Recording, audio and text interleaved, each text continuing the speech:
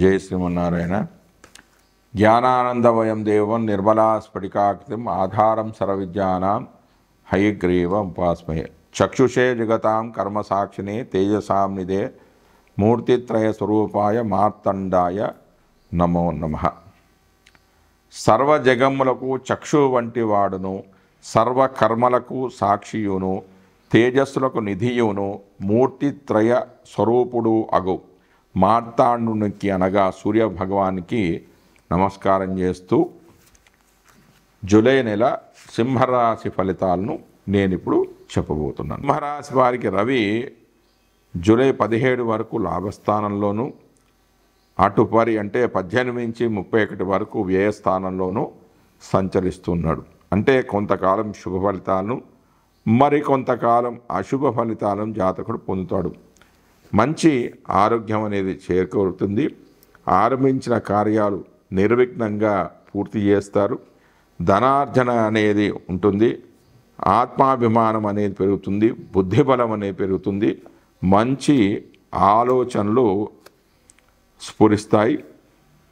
తర్వాత అంటే 18 నుంచి 31 వరకు వ్యయస్థానంలో సంచారం వల్ల విపరీతమైన ఆలోచనల వల్ల ఆరోగ్యం అనేది క్షీణించడం, పనులు ఆలస్యం కావడం, నేత్ర సంబంధమైన వ్యాధులు కలగడం, మానసిక స్థిరత్వం లేకపోవడం లాంటివి జరుగుతాయి.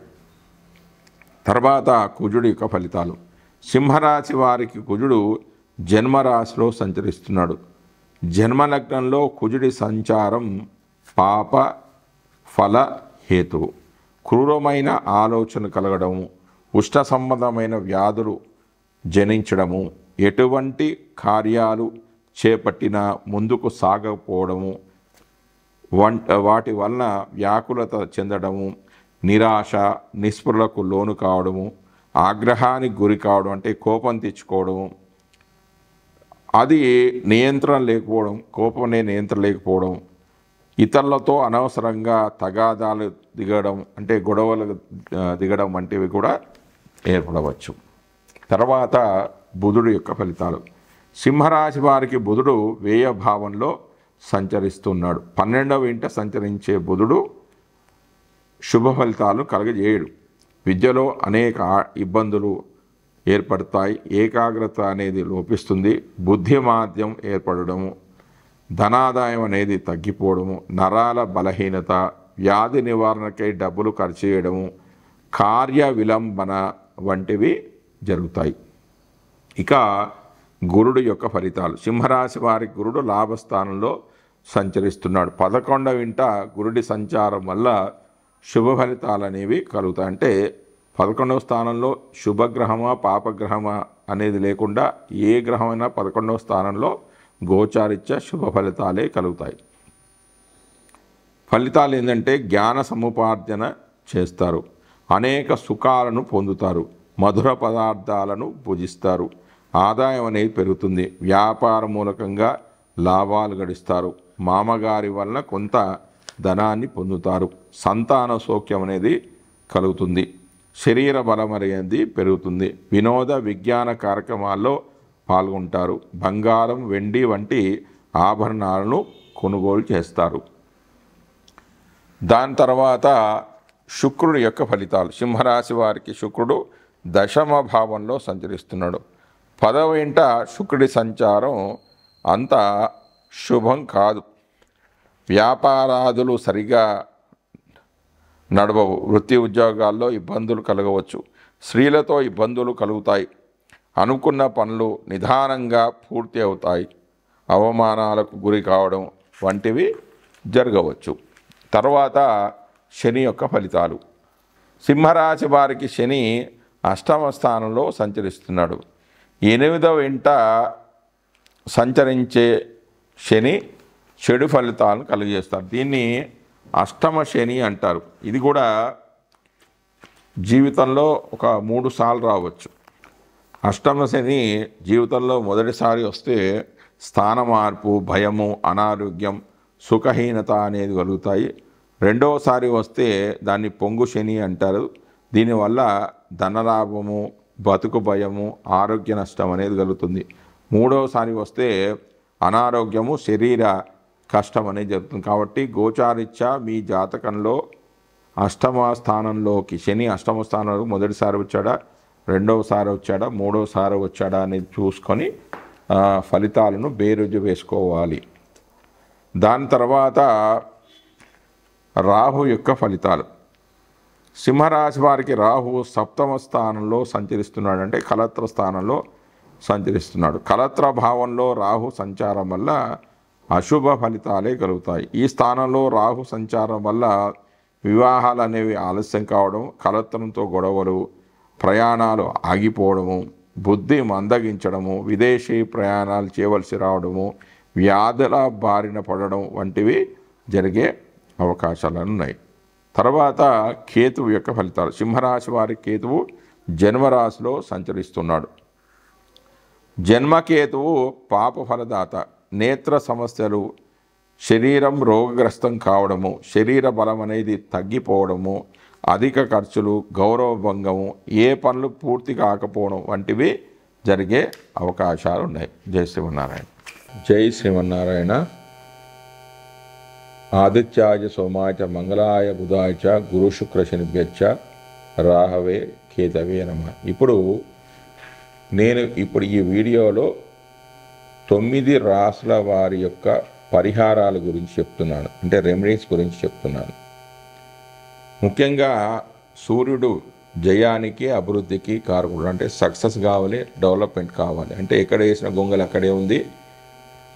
మాకు జయం కావాలి, అనుకున్న పనులు కావాలి, చేసే పనులు వృత్తులలో కూడా అభివృద్ధి అనేది సాధించాలి అంటే రవికి సంబంధించిన పరిహార మార్గాలు చేసుకోవాలి. అవేంటంటే ఆదిత్య హృదయ పారాయణము, లేకపోతే రుద్రాభిషేకము, సూర్య దేవాలయ దర్శనము చేసుకోవాలి. అంటే మేము చదువుకోలేమండి, ఇంకా ఏమైనా పరిహారాలు ఉన్నాయా అంటే రాగి వస్తువులు కానీ, లవంగం కానీ, దాల్చిన చెక్క కానీ, కేసరి, అల్లము, యాలకులు, మిరియాలు, గోధుమలు, అంటే గోధుమలు హోమంలో వాడవచ్చు లేదా దానంగా ఇవ్వవచ్చు. ఈ పరిహారాలు చేసుకున్నట్టయితే రవి భగవాన్ యొక్క అనుగ్రహం వల్ల మీ పనుల్లో జయం కలుగుతుంది, డెవలప్మెంట్ కూడా ఉంటుంది. తర్వాత గ్రహం చంద్రుడు.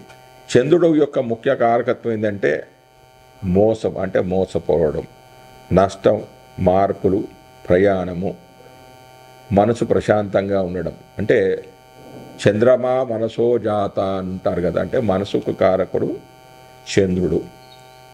అంటే మానసిక ప్రశాంతత ఉండడానికి, ప్రయాణాలు చేసినా కూడా సుఖవంతమైన ప్రయాణాలు కావడానికి, ఎప్పుడు కూడా ప్రశాంతంగా ఉండడానికి, చంద్రుడికి సంబంధించిన వ్యాపారాలు చేసేవాడికంటే వ్యవసాయ రంగము, పాలు, దాని ఉత్పత్తులు, ఆహార పదార్థాలు, రసాయన వస్తువులు, నూనె వ్యాపారము, కిరాణా కొట్టు, బేకరీ, పశుగ్రాసము, ప్రయాణము, సముద్ర ఉత్పాదిత వస్తువులు, జ్యోతిష్కులు, కంపౌండర్లు, నావికులు, చాకలి వాళ్ళు, వీళ్ళందరూ కూడా ఇందులోకి వస్తారు. అంటే వారి వృత్తులలో మంచి అభివృద్ధిని సాధించడానికి ఏం చేయాలంటే పార్వతీదేవి యొక్క ఉపాసన కానీ, లలితాదేవి ఉపాసన కానీ, సౌందర్య లహరి అనే మంత్రాన్ని కానీ, శ్రీ లలితా అర్చన కానీ చేసుకున్న, తిరుపతి వెంకటేశ్వర స్వామిని దర్శించిన చాలా మంచిది. ఇక ఉపకరణాలు ఏంటంటే ఉప్పును కానీ, ఉప్పు, బియ్యము, పాలు, పెరుగు అన్నం, దద్దోజనం, వెండి కానీ, ఈ బియ్యం అనేది దానం చేయవచ్చు లేదా హోమంలో కూడా వాడవచ్చు. ఈ పరిహారాలు చేసుకున్నట్లయితే చంద్రుడి యొక్క అనుగ్రహానికి పాత్రలు అవుతారు. దాని తర్వాత కుజుడు ముఖ్యమైన కారకత్వం ఏంటంటే కోపము, కలహాలు, అహంకారము ఉంటుంది. అంటే స్త్రీలకు వివాహ కారకుడు ఎవరంటే కుజుడు. పురుషులకైతే శుక్రుని చూస్తారు, స్త్రీలకైతే కుజుడిని చూస్తారు. అయితే ఈ కోపం తగ్గడానికి, గొడవ పెట్టుకునే నేచర్ అనేది, ఆ స్వభావం అనేది పోవడానికి, అహంకారం లేకుండా ఉండడానికి ఏం చేయాలి? అంటే కుజుడికి సంబంధించిన పరిహార మార్గం ఏంటంటే అంగారకుని గుడికి వెళ్ళడం, కుమారస్వామి గుడికి వెళ్ళడం, అంటే సుబ్రహ్మణ్య స్వామి, స్కంద పురాణం చదువుకోవడము, వెల్లుల్లిపాయ అనేవి దానం చేయడము, ఉల్లిపాయ, ఎర్ర మిరపకాయలు, రాగి లోహము, ఎర్రపప్పు, అంటే వాటికి సంబంధించిన పురాణాలు కూడా ఉన్నాయి, అది మనం ఇంకో వీడియోలో తెలుసుకుందాం. రాగి లోహము, ఎర్రపప్పును హోమంలో వాడవచ్చు లేదా దానంగా కూడా ఇవ్వవచ్చు. దాని తర్వాత అంటే ఈ పరిహారాలు చేసుకున్నట్లయితే కుజుడి యొక్క అనుగ్రహం వల్ల కోపం అనేది తరుగుతుంది, కలహాల జోలికి వెళ్ళరు, స్త్రీలకు కూడా చాలా అనుకూలంగా ఉంటుంది, వాళ్ళకి వివాహ ప్రయత్నాలు కూడా అనుకూలిస్తాయి. దాని తర్వాత బుధుడి యొక్క ఫలితాలు, ముఖ్యంగా బుధుడు ముఖ్య కారకుడు ఏంటంటే విద్యకు, స్నేహానికి, వ్యాపారానికి కారకుడు బుధుడు. అయితే మంచి విద్య లభించాలి, మంచి స్నేహితులు లభించాలి, వ్యాపారాలు అనుకూలంగా సాగాలి అంటే బుధుడికి సంబంధించిన ఏ పరిహారాలు చేసుకోవాలంటే శ్రీకృష్ణుని దేవాలయాన్ని సందర్శించడం, శ్రీమన్నారాయణుని దేవాలయానికి వెళ్ళడం, నారాయణ మంత్రాన్ని చదువుకోవడం, అంటే విష్ణు సహస్రనామ పారాయణము, తర్వాత పెసలు దానం చేయడం, పంచలోహాలు దానం చేయడం. ఇక పెసలు హోమంలో వాడవచ్చు లేదా దానంగా కూడా చేయవచ్చు. ఇలా చేసినట్టయితే మంచి ఉన్నతమైన విద్య లభిస్తుంది, మంచి స్నేహితులు లభిస్తారు, వ్యాపారంలో లాభాలు అనేవి ఉంటాయి. దాని తర్వాత గురుడు యొక్క ఫలితాలు. గురుడు యొక్క ముఖ్య కారకుడు ఏమంటే జీవకారకుడు, పురుషులకి జీవకారకుడు, అంటే మంచి భాగ్యము, జీవితం ఏ ఇబ్బందులు లేకుండా జరగాలి అని, అంటే ఏ కష్టాలు లేకుండా జీవితాంతం మంచిగా సుఖాలు ఉండాలి అంటే దానికి ఏం చేయాలంటే ఏదైనా దేవాలయానికి వెళ్ళండి, ఏదైనా దేవాలయం అంటే దక్షిణామూర్తి కానీ ఆలయానికి వెళ్ళండి, గురు స్తోత్రాన్ని చదువుకోండి, మీ గురుదేవుల మీకు ఇష్టమైన గురువులు కానీ మీ విద్య నేర్పించిన గురువులకు కానీ మీకు తోచినది దానం చేయండి. టెంకాయ దానం చేయండి, లేకపోతే వక్కలు, తేనె, నెయ్యి, బంగారము, శనగలు దానం చేయండి. ఈ శనగలు హోమంలో వాడవచ్చు లేదా ధనంగా కూడా ఇస్తే నిరంతరం కూడా ఈ పరిహారాలు ఎప్పుడు చేస్తూ ఉండాలి. గురువుకు సంబంధించిన చేసినట్లయితే అనుకోకుండా సంఘటనలు ఏమీ జరగకుండా మీ జీవితం అనేది సాఫీగా చాలా సంతోషంగా సాగిపోతూ ఉంటుంది. దాని తర్వాత శుక్రుడు ముఖ్యంగా భార్యకు, వివాహానికి, సంపదలకు, ధనానికి ఈ శుక్రుడు కారకుడు. మంచి భార్యాభర్తల మధ్య మంచి అనురాగం ఉండాలన్నా, వివాహం అయిన తర్వాత వాళ్ళిద్దరు కూడా మంచిగా ఉండాలన్నా, సంపదలు పెరగాలన్నా, ధనం లభించాలి అన్నా కూడా ఏం చేసుకోవాలంటే లక్ష్మీ మందిరానికి వెళ్ళండి, అంటే అష్టలక్ష్మి ఆలయానికి వెళ్ళండి. తర్వాత శ్రీరంగం దర్శించండి, శ్రీ స్తోత్రాన్ని చదువుకోండి. తర్వాత చక్కెర, అలచందలు, పసుపు, బంగారం అనేది దానం చేయండి. అలచందలను హోమంలో వాడవచ్చు లేదా దానంగా కూడా ఇవ్వవచ్చు. ఇలా చేసుకున్నట్టయితే వివాహం కాని వారికి మంచి భార్య అనేది లభిస్తుంది. వివాహం తర్వాత కూడా చాలా బాగా ఉంటుంది, సంపదలు అనేవి పెరుగుతాయి, ధన సంపాదన కూడా చాలా బాగుంటుంది. దాని తర్వాత శని యొక్క ముఖ్యమైన కారకత్వం ఏంటంటే కర్మకారకుడు. కర్మ అంటే మనం చేసే వృత్తులు, వ్యాపారాలు ఏదన్నా కావచ్చు, వ్యాపారం అనే చేయొచ్చు, సొంత వృత్తాన్ని చేసుకోవచ్చు, భాగస్వామి వ్యాపారం ఏదైనా చూసుకోవచ్చు.